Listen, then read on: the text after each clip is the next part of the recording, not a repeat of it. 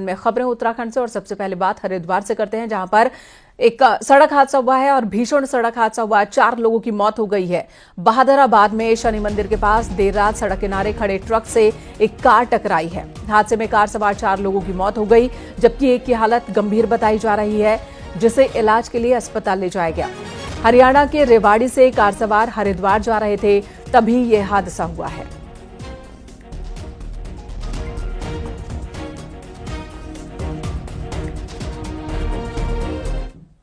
उधर बागेश्वर के कपकोट में देर शाम बड़ा हादसा हुआ। यहां तीख गांव के पास बेकाबू कार पिंडर नदी से टकराई है। पिंडर नदी में गिर गई है। हादसे में 4 लोगों की मौत हो गई। पुलिस और एसडीआरएफ की टीम ने सभी शवों को नदी से निकाला है। ये सभी कार सवार बदियाकोट से सोराग लौट रहे थे, तभी हादसा हुआ।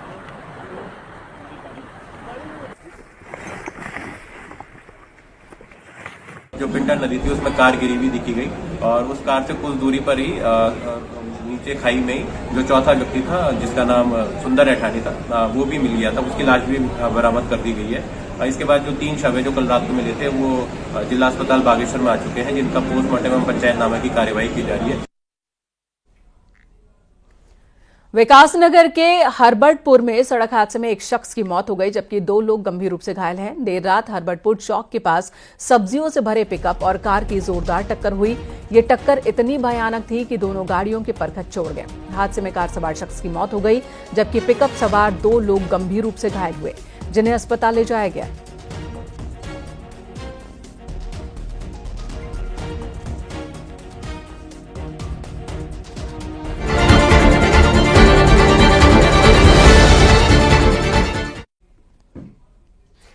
बात अब शहर के सरताज की कर लेते हैं। उधम सिंह नगर जिले की किच्छा नगर पालिका का चुनाव गणित जो है वो मजेदार हो चुका है। इस चुनावी गणित में किच्छा से कांग्रेस के विधायक तिलक राज बेहड़ और किच्छा से ही बीजेपी के पूर्व विधायक राजेश शुक्ला आमने सामने हैं। दरअसल इस सीट पर पहले कांग्रेस ने जिसे अपना उम्मीदवार बनाया था, उसकी उम्र कम होने की वजह से नामांकन खारिज हो गया। इसके बाद कांग्रेस ने एक निर्दलीय प्रत्याशी को समर्थन दिया, लेकिन ये निर्दलीय प्रत्याशी भी अचानक से ही गायब हो गया, जिस पर कांग्रेस के स्थानीय विधायक तिलक राज बेहड़ ने सरकार और बीजेपी के पूर्व विधायक राजेश शुक्ला पर बड़ा आरोप लगाया है।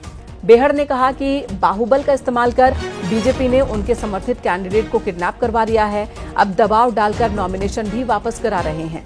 आपको बता दें, नगला नगर पालिका अध्यक्ष के पद पर बीजेपी के पूर्व विधायक राजेश शुक्ला के भतीजे सचिन शुक्ला को बीजेपी ने कैंडिडेट बनाया है।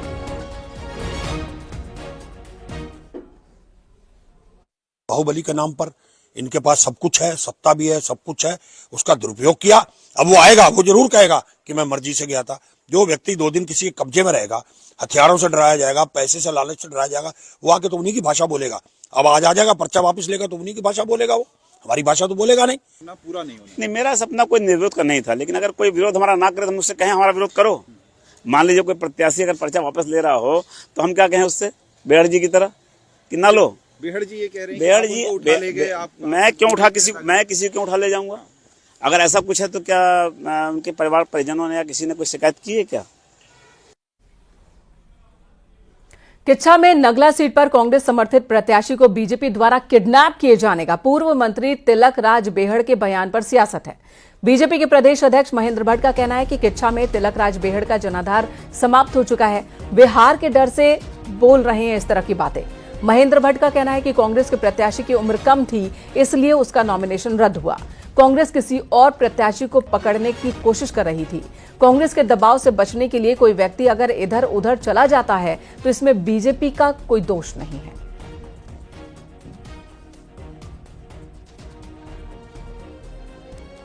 यह देखो, कांग्रेस का अपना प्रत्याशी जिसकी उम्र ही चुनाव योग्य नहीं थी, उसका रद्द होता है।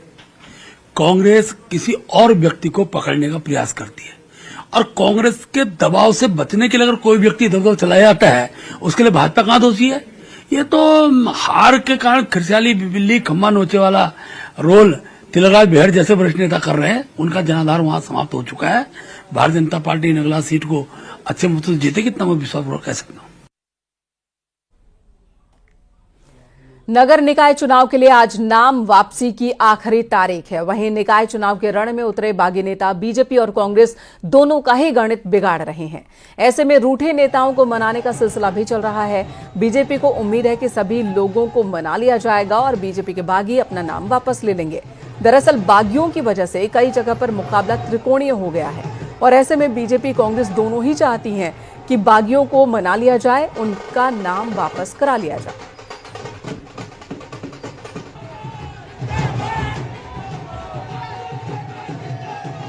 सब कार्यकर्ता और जो भी ऐसे हैं तो उनको हम मना लें, तो बात करेंगे उनसे। और मुझे लगता है कि सब पार्टी के कार्यकर्ता हैं तो पार्टी की बात मानेंगे। सब कार्यकर्ता और जो भी ऐसे हैं तो उनको हम मना लें, तो बात करेंगे उनसे। और मुझे लगता है कि सब पार्टी के कार्यकर्ता हैं तो पार्टी की बात मानेंगे।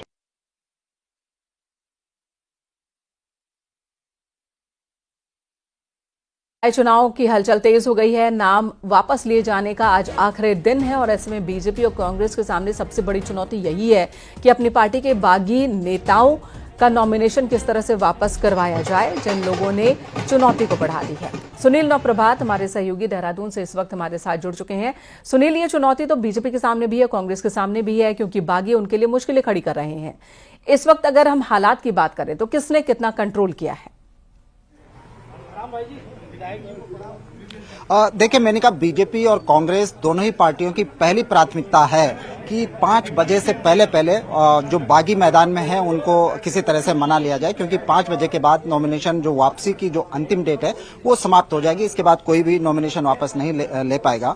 दोनों ही पार्टियां युद्धस्तर पर इस काम में जुटी हुई हैं। बीजेपी ने अपने सांसद, विधायक, पदाधिकारी जो जिस क्षेत्र में जिसका प्रभाव है उनको ये ड्यूटी सौंपी है कि किसी भी तरह से जो बागी हैं उनको नॉमिनेशन से पहले उनका नॉमिनेशन वापस करा लिया जाए। मैं अभी बीजेपी ऑफिस में हूं।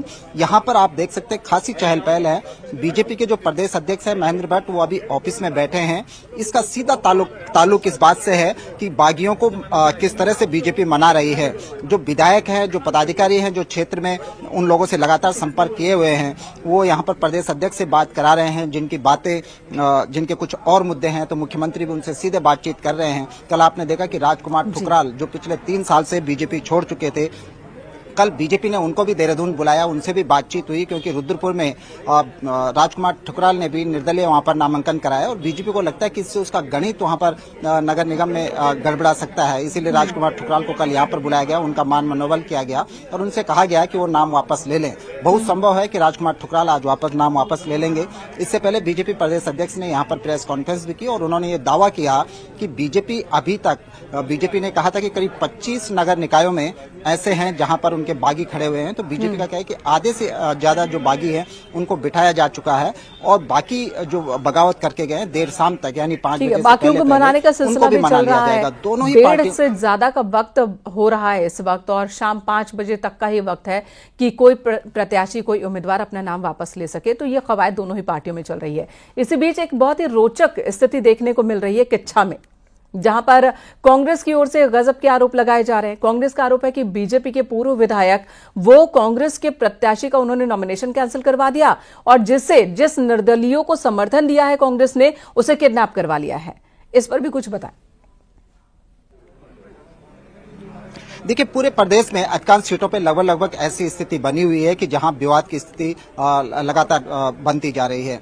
देहरादून नगर निगम में भी कुछ यही स्थिति है। यहां पर पार्षदों को लेकर कांग्रेस का आरोप है कि जानबूझकर उनके नॉमिनेशन रद्द कराए जा रहे हैं।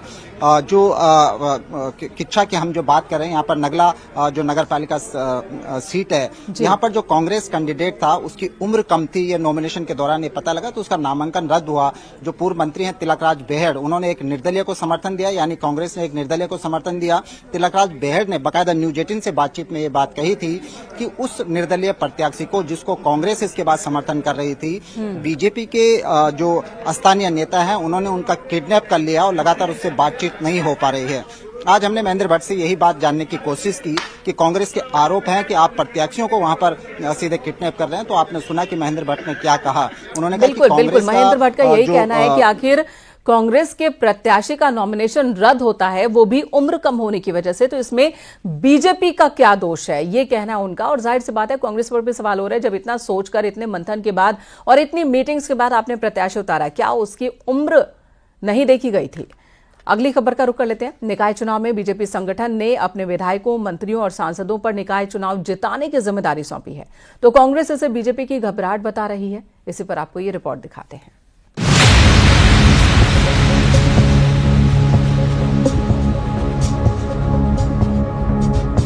निकाय चुनाव के लिए बीजेपी ने एक नया फॉर्मूला सेट किया है, जिसमें 47 विधायक, विधायकी का चुनाव हार चुके 23 विधायक प्रत्याशी, 8 सांसद और 2 पूर्व मुख्यमंत्री को नई जिम्मेदारी दी है। इन सभी पर नगर पंचायत से लेकर नगर निगम में भगवा लहराने का काम सौंपा गया है। पार्टी ने विधायकों, मंत्रियों को हर हाल में अपने अपने निकाय जीत कर लाने का टारगेट दे दिया है। इसमें सांसदों की भी जिम्मेदारी तय की गई है। 4 विधायक प्रीतम पवार, रेखा आर्य, मोहन सिंह मेहरा और महेश जीना की विधानसभा में कोई निकाय नहीं है। पार्टी ने नजदीकी विधानसभा के निकाय में इनकी भी तैनाती कर दी है। हमने अपने सभी विधायकों को अपने अपने क्षेत्र में चुनाव में लगने के लिए जो है निर्देशित किया है। 4 माननीय विधायक हमारे ऐसे हैं जिनके क्षेत्र में कोई भी नगर निकाय नहीं है, और माननीय सांसदगण भी हैं, उनसे भी हमने यही अनुरोध किया है कि अपने अपने उनके लोकसभा क्षेत्र के भीतर जो निकाय पड़ते हैं उनमें वो चुनाव की व्यवस्थाओं में लगे। विधायक की जिम्मेदारी को जो जिस तरह से पार्टी ने जो सौंपी है, उसको लेकर के विधायकों को अपने कर्तव्य को समझना चाहिए। विधायक है या कोई सांसद है या कोई मंत्री है, मुख्यमंत्री है, वो संगठन की वजह से है, और संगठन का कार्य सर्वोपरि है। बीजेपी के इस प्लान से कांग्रेस में बेचैनी है। कांग्रेस का कहना है कि बीजेपी कार्यकाल में निकायों में कुछ काम नहीं हुए हैं। हार के डर से बीजेपी ने अब मंत्री और विधायक चुनाव में लगा दिए हैं। निश्चित तौर पर भारतीय जनता पार्टी जानती है कि निकायों में विकास के कोई भी काम नहीं हुए हैं। आप ड्रेनेज का सिस्टम देख लीजिए, साफ सफाई की व्यवस्था देख लीजिए, स्ट्रीट लाइटें देखिए, नालियां देखिए, पार्कों की स्थिति देखिए, सब चरमराई हुई है। जनता का आक्रोश और इसी से भयभीत होकर के बार बार चुनाव टालने का काम कर रही थी। और अब देखिए कि सभी अपने मंत्रियों को, सांसदों को, विधायकों को भाजपा ने चुनाव में लगा दिया है, तो ये हार का भय है। बहरहाल चुनाव भले ही निकाय के हों, लेकिन परीक्षा बीजेपी के विधायकों को देनी है। परीक्षा इसलिए भी कि इससे विधायकों के कामकाज का परफॉर्मेंस भी तय होती है।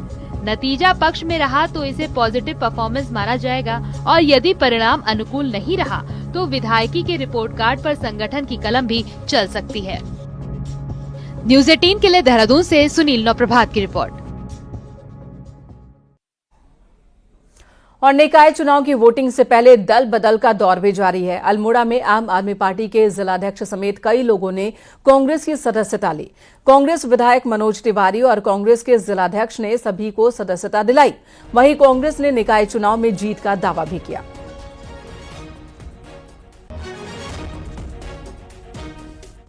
नीतियों को लेके, कांग्रेस के संविधान की विचारधारा को लेके और पार्टी संगठन को लेके आज हमारे कई ऐसे आप पार्टी के जिलाध्यक्ष जी के साथ कई लोगों ने आज कांग्रेस की सदस्यता ली है और पूरे समर्पित भाव से कांग्रेस के लिए आजीवन अपना काम करने का संकल्प लिया है। मैं इनको बधाई देता हूं।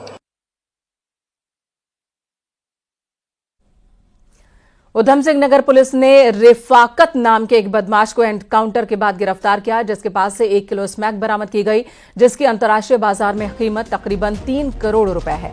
रिफाकत यूपी के बरेली का रहने वाला है और इसके ऊपर 25,000 रुपए का इनाम घोषित था। इसके ऊपर यूपी में कई मुकदमे दर्ज हैं। चेकिंग के दौरान इसने पुलिस पर फायरिंग भी की थी। जवाबी फायरिंग में इसके पैर में गोली लगी, जिसमें कि रिफाकत नाम का एक वांछित अभियुक्त था पुलबट्टा थाना क्षेत्र का, जिस पर 25,000 रुपये का इनाम घोषित था। मुठभेड़ हुई और उसके पैर में गोली लगी। पुलिस के द्वारा इसकी तलाश बहुत दिनों से की जा रही थी। इसके पास से एक मोटरसाइकिल और लगभग 1 किलो स्मैक बरामद हुई, जिसकी अंतर्राष्ट्रीय बाजार में कीमत 3 करोड़ के लगभग है। इधर विकासनगर में नशे के खिलाफ पुलिस का एक्शन जारी है। सहसपुर पुलिस ने चेकिंग के दौरान एक नशा तस्कर को गिरफ्तार किया। आरोपी के पास से 4,50,000 रुपए की स्मैक बरामद की गई। पुलिस ने आरोपी के खिलाफ एनडीपीएस एक्ट में मुकदमा दर्ज कर इसे जेल भेजा है।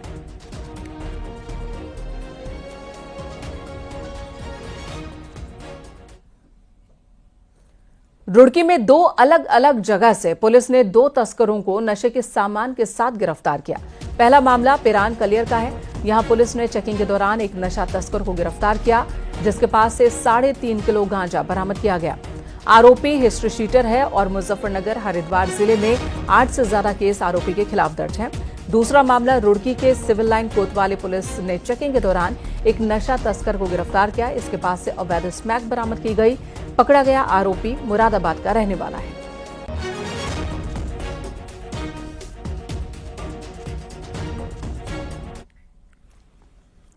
चमोली के विश्व प्रसिद्ध पर्यटक स्थल औली में इन दिनों पर्यटकों का जमावड़ा लगा हुआ है। नए साल का जश्न मनाने के लिए भारी संख्या में सैलानी यहां पहुंचे और ऐसे में औली में जगह जगह अब गंदगी का अंबार दिख रहा है। नगर पालिका जोशीमठ की टीम ने मौके पर पहुंचकर कूड़े को इकट्ठा किया। तकरीबन 1.5 क्विंटल कूड़ा इकट्ठा किया गया।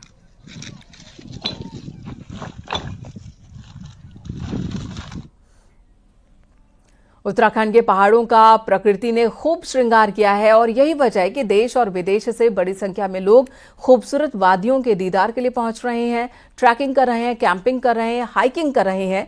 बर्फ गिरने के बाद से ही पहाड़ पर्यटकों से गुलजार है।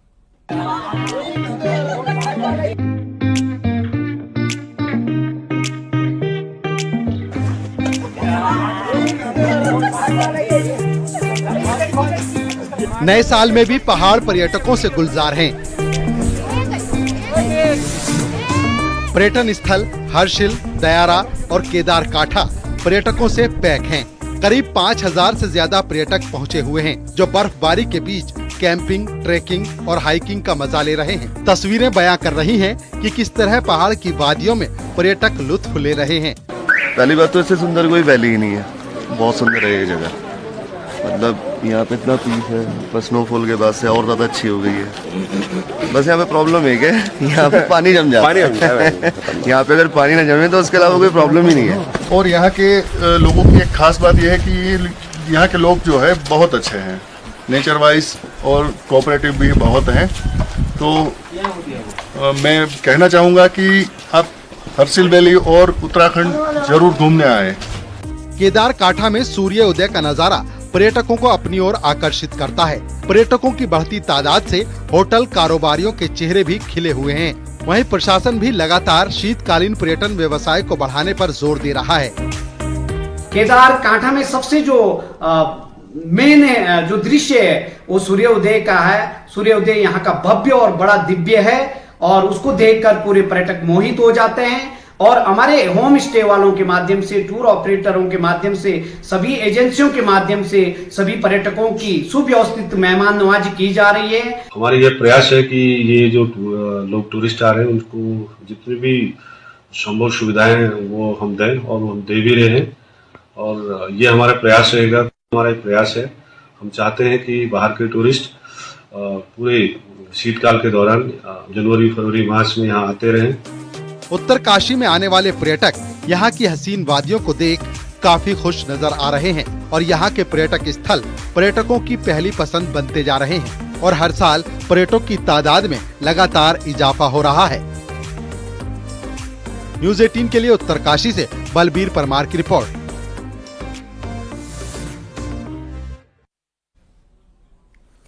चमोली में नए साल के दूसरे दिन औली, कुंवारी पास, ग्वालधाम, चौफता में पर्यटकों का जमावड़ा रहा। पर्यटक यहां बर्फ से मौज मस्ती करते दिखे। इस साल चमोली में नए साल के पहले दिन 10,000 से ज्यादा सैलानी पहुंचे और इसके अलावा 702 होम स्टे में तकरीबन 1500 सैलानी रुक रहे हैं, जिससे स्थानीय लोगों को काफी फायदा हो रहा है। पर्यटकों के लिए जिला प्रशासन ने भी कई इंतजाम किए थे, जिससे सैलानी भी खुश और संतुष्ट नजर आए।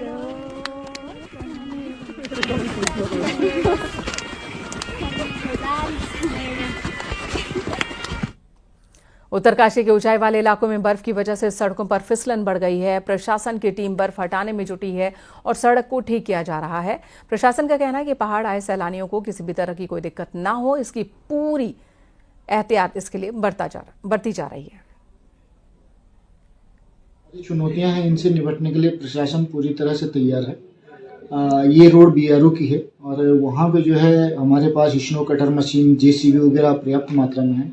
जिस भी लॉजिस्टिक की हमें ज़रूरत पड़ती है, चाहे वुमेन पावर से लेकर के मशीनों से लेकर के पूरे हमारे पास उपलब्ध हैं और किसी भी चुनौती से निपटने के लिए प्रशासन पूरी तरह से तैयार है। पहाड़ों पर जहां कभी कभी संतरा, नींबू और मौसमी जैसे पारंपरिक फलों की बहार हुआ करती थी, आज वहां इन पेड़ों का अस्तित्व ही खतरे में है।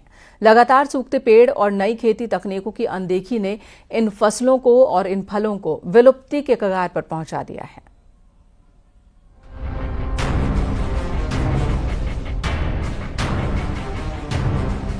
बागेश्वर के फलदार पेड़ जो कभी यहाँ की संस्कृति और अर्थव्यवस्था की पहचान हुआ करते थे, अब दम तोड़ रहे हैं। किसानों का कहना है कि उद्यान विभाग की नीतियाँ पारंपरिक फलों की अनदेखी का सबसे बड़ा कारण है। पारंपरिक फलों के विलुप्त होने से न केवल किसानों की आय प्रभावित हो रही है, बल्कि यह बागेश्वर की पारंपरिक खेती और पहचान पर भी असर डाल रहा है। यहाँ के पारंपरिक फल थे, खासकर जो संतरा, नींबू और माल्टा थे, उनके उत्पादन में दिनों दिन कमी आती जा रही है। मगर जो पारंपरिक फल है वो बिल्कुल यानी कम होते जा रहे हैं, जिस ओर सरकार को भी ध्यान देने की आवश्यकता है। चार नारिंग बहुत लगते थे यहाँ, अब तो पेड़ भी लगा हुए तो बिल्कुल सूख जा रहे हैं। वो अब कोई मेहनत नहीं कर रहा, कोई देख ही नहीं रहा है उनको। अब क्या करें, मोल लेके खाना है, 50-60 रुपया केजी कर रहे हैं। गरीब आदमी कहाँ से खाते हैं। उद्यान विभाग ने हाल के सालों में कीवी, स्ट्रॉबेरी और सेब जैसे बाहरी फलों पर ध्यान केंद्रित किया है। इन पर बड़ा बजट खर्च किया जा रहा है, जबकि पारंपरिक फलों के लिए कोई खास योजना नहीं बन पाई है। हालांकि विभाग इसका दोष ग्लोबल वार्मिंग पर मढ़ रहा है। प्रॉब्लम देखने में आ रही है वह माल्टा और संतरा में है। जहाँ तक हम संतरा की बात करें तो संतरा में, या जिसको हम नारंगी हम पहाड़ों में कहा करते थे, जो यहाँ की स्पीसीज थी, ग्लोबल वार्मिंग के कारण और मुख्यतः लोगों द्वारा अपने बागानों की अच्छे से देखभाल न करने के कारण उसमें प्रोडक्शन में और उसके साइज में इश्यू आया हुआ है। पारंपरिक फलों की इस दुर्दशा ने बागेश्वर के किसानों को दुविधा में डाल दिया है। क्या आधुनिक फसलों पर फोकस करना सही है या पारंपरिक खेती के लिए भी ठोस कदम उठाने की जरूरत है? यह सवाल सरकार और उद्यान विभाग के सामने है। उम्मीद है कि समय रहते इसका समाधान भी निकलेगा। न्यूज़ 18 के लिए बागेश्वर से सुष्मिता थापा की रिपोर्ट। पौड़ी जिला अस्पताल अब सरकार के अधीन आ गया है। पहले जिला अस्पताल पीपीपी मोड पर था, वहीं अब सरकार के अधीन आने के बाद स्वास्थ्य सेवाएं ठीक होने की उम्मीद लोग कर रहे हैं। व्यवस्था के तौर पर जनरल सर्जन को अस्पताल में अटैच किया गया ताकि इमरजेंसी सेवा चलती रहे, जबकि प्रदेश स्तर से अब तक स्पेशलिस्ट डॉक्टर जिला अस्पताल को फिलहाल नहीं मिल पाए हैं। स्वास्थ्य व्यवस्थाओं को पटरी पर लाने के लिए स्वास्थ्य विभाग व्यवस्था जुटाने में लगा है। जिले के ही दूसरे अस्पताल में सेवा दे रहे एमबीबीएस डॉक्टर को जिला अस्पताल में तैनाती दी जा रही है, जबकि जिले से ही 40 स्टाफ नर्स के साथ कुछ स्टाफ जिला अस्पताल को दिए गए। हमने अपने पौड़ी के जनपद में जो हमारे आसपास डॉक्टर्स थे, जो एमबीबीएस और सिंपल मेडिकल ऑफिसर है, उनकी ड्यूटी यहाँ पे लगाई है। फिलहाल इमरजेंसी और ओपीडी सेवाएं हमने यहाँ पे शुरू कर दी हैं। हमारे जनपद में ही एक जनरल सर्जन थी जिनको हमने यहाँ पे अभी रिपोर्ट कर दिया है, वो भी यहाँ पे इमरजेंसी और ओपीडी की सेवाएं आज से शुरू कर दी उन्होंने। बाकी यहाँ पे स्टाफ नर्सेज भी आ गई हैं 40 के ऊपर।